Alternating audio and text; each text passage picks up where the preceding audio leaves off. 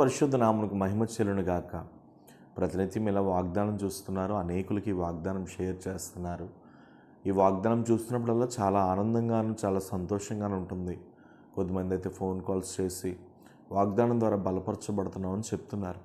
అయితే ఈ దినమందు కీర్తన గ్రంథం 90వ కీర్తన 17వ వాక్యాన్ని ప్రభు మనకు వాగ్దానం ఇస్తున్నారు. మా దేవుడైన యెహోవా ప్రసన్నత మా మీద ఉండునుగాక. మా చేతి పనిని మాకు స్థిరపరచుము, మా చేతి పనిని మాకు స్థిరపరచుము. ఈ దినాల్లో చాలామంది చెప్పేటటువంటి మాట ఏంటంటే, కష్టపడుతున్నాం కానండి మా కష్టార్జితం నిలబడటం లేదు, మేము ఉద్యోగం చేస్తున్నాం కానండి ధనమంతా ఈఎంఐలకే వెళ్ళిపోతుంది, మేము వ్యాపారం చేస్తున్నాం కానండి ధనమంతా అప్పులకే వెళ్ళిపోతుంది, మా జీవితంలో కష్టపడుతున్నాం కానీ ఫలితం లేకుండా ఆ వచ్చిన ధనం నిలబడలేని పరిస్థితుల్లో మేము చాలా వేదన పడుతున్నామని చాలామంది చెప్తున్నారు. కానీ దేవుడు ఈ రోజు నీతో ఏమని చెప్తున్నాడు అని అంటే, నీ చేతి పనిని నా దేవుడు స్థిరపరచబోతున్నాడు. ఏదైతే సంవత్సరాల తరబడి నెలల తరబడి నీ చేతి పని విషయమై శాపగ్రస్తమైనటువంటి బ్రతుకును నువ్వు అనుభవిస్తున్నావో, నీ చేతి పని విషయమై భయంకరమైనటువంటి దుర్గతను నువ్వు ఏదైతే అనుభవిస్తున్నావో, ఈరోజు నా ప్రతి పరిస్థితి నుండి నా దేవుడు నీకు విడుదల ఇవ్వబోతున్నట్లుగా మాట్లాడుతున్నాడు. దేవుడు ఈ వాగ్దానం చూస్తున్న నీ పట్ల ఆయన చెప్పే మాట ఏంటంటే, నీ భర్త చేతి పనిని ఆయన స్థిరపరచబోతున్నాడు, నీ భార్య చేతి పనిని ఆయన స్థిరపరచబోతున్నాడు, నీ పిల్లల చేతి పనిని ఆయన స్థిరపరచబోతున్నాడు. స్థిరపరుస్తూ ఆయన చెప్తున్నటువంటి మాట ఏమిటంటే, ఆ పనిలో ఒకలాంటి ఉన్నతమైనటువంటి ఆశీర్వాదమును దేవుడు అనుగ్రహించబోతున్నాడు. ఆ పనిలో ఒకలాంటి ఉన్నతమైనటువంటి కృపను దేవుడు ఇవ్వబోతున్నాడు. తెలుసా పిల్లలారా, మీకు ఒక మాట ఈవేళ ప్రభు చెప్తున్నాడు. అధైర్యపడొద్దు, కృంగిపోవద్దు, ఏడవద్దు, బాధపడొద్దు, సొమ్మసిల్లిపోవద్దు. నిన్ను ఆశీర్వదించే దేవుడు ఇంకా ఆయన సజీవుడిగానే ఉన్నాడు. ఆయన మృతులలో లేడు, ఆయన పునరుద్ధానుడై తిరిగి లేచి ఉన్నాడు. ఆ లేచిన ప్రభు నీతో చెప్తున్న మాట, ఇదిగో నీ చేతి పనిని ఆయన స్థిరపరచబోతున్నాడు. ఎందుకో తెలుసా?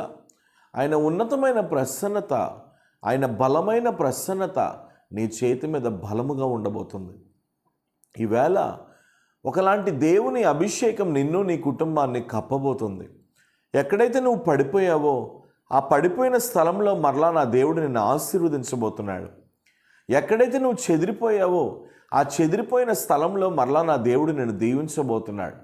ఎక్కడైతే నువ్వు భయంకరంగా ఏడుస్తూ బాధపడుతూ దుఃఖపడుతూ పనిలో నిమగ్నం లేదు, పని లేదు, నా బిడ్డలకు సరి అయిన పని లేదు, నా భర్తకు సరి అయిన పని లేదు, నా కుటుంబంలో సరి అయిన పని లేక మేము భయంకరంగా బాధపడుతున్నామని మీలో ఎవరైతే ఏడుస్తున్నారో ఆ ఉన్నతమైన దేవుడు, ఆ శక్తి కలిగిన దేవుడు ఈవేళ ఆయన చెప్తున్న మాట ఏంటంటే, ఒక పనిని కల్పించి ఆయన ప్రసన్నతను నీ మీద నీ కుటుంబం మీద ఉంచబోతున్నాడు. కాబట్టి ధైర్యం తెచ్చుకో. దేవుని మహిమ నిన్ను ఆవరించినప్పుడు పడిపోయిన ప్రాకారములు తిరిగి కట్టబడతాయి.